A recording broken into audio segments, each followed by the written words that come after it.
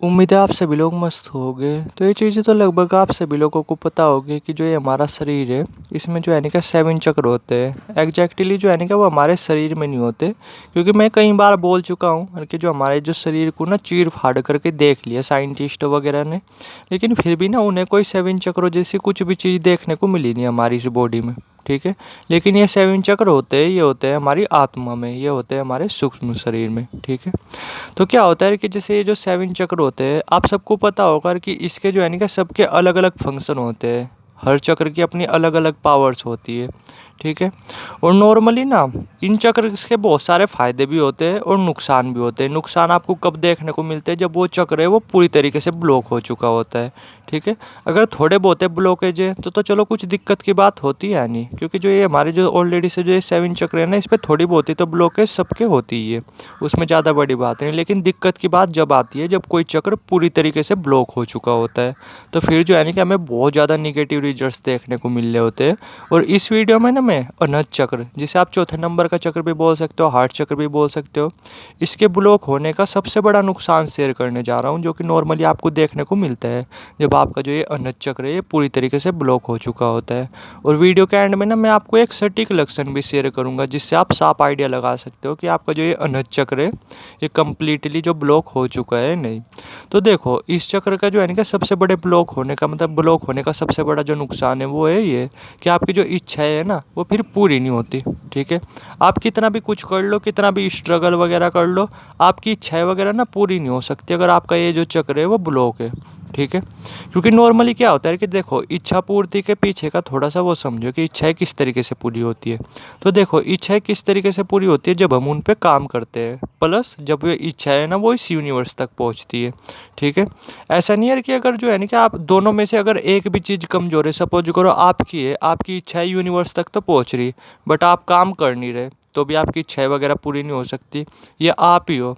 ठीक है, आप जो है ना कि काम तो कर रहे हैं अपनी इच्छाओं के लिए, लेकिन आपकी इच्छा इस यूनिवर्स तक नहीं पहुंच रही, इस मतलब भगवान तक नहीं पहुंच रही, तब भी आपकी इच्छाएं वगैरह पूरी नहीं हो सकती।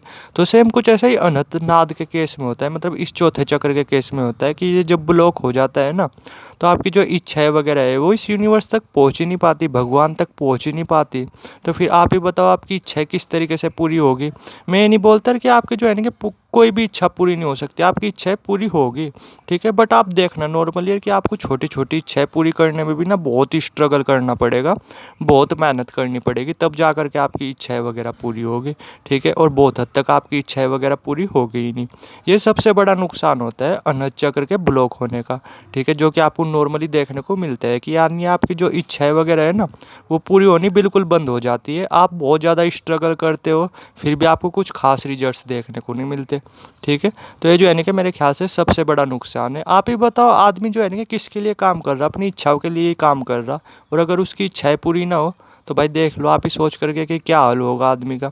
ठीक है, तो ये जो है ना कि सबसे बड़ा नुकसान था, क्योंकि जब ये चक्र ब्लॉक होता है आपकी इच्छाएं इस यूनिवर्स तक पहुंचती ही नहीं, भगवान तक पहुंचती ही नहीं, तो फिर पूरी पूरी कहाँ से होगी?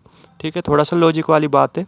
तो अगर आपके साथ भी कुछ ऐसा होता हो ना तो थोड़ा सा अपने अनहद चक्र पे काम करना शुरू कर दो, इसे बैलेंस करना ना थोड़ा सा शुरू कर दो। अब जो है ना कि इसके जो मतलब ब्लॉक होने के सबसे बड़े लक्षण के बारे में बात करने वाले हैं, जो कि आपको नॉर्मली देखने को मिलता है। अब वो क्या है? वो है ये कि अगर आपको जो है ना कि सपोज करो छोटे बच्चे हैं, उन्हें देख करके भी अगर आपको खुशी फील नहीं हो रही, ठीक है, नहीं सपोज करो आपके सामने है कोई छोटा बच्चा गिर गया, ठीक है, और उसे देख करके आपको कुछ भी फर्क नहीं पड़ रहा।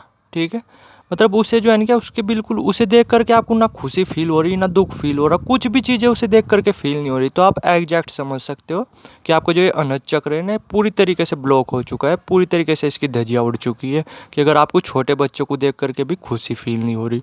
ठीक है, तो अगर ये चीज़ें आपके साथ हो रही ना तो थोड़ा सा काम करना शुरू कर दो अनहद चक्र पे, क्योंकि इच्छाएं वगैरह भी तभी तेज़ी से पूरी होती है जब ये अनहद चक्र ये ठीक ठाक अवस्था में हो, थोड़ा सा बैलेंस हो।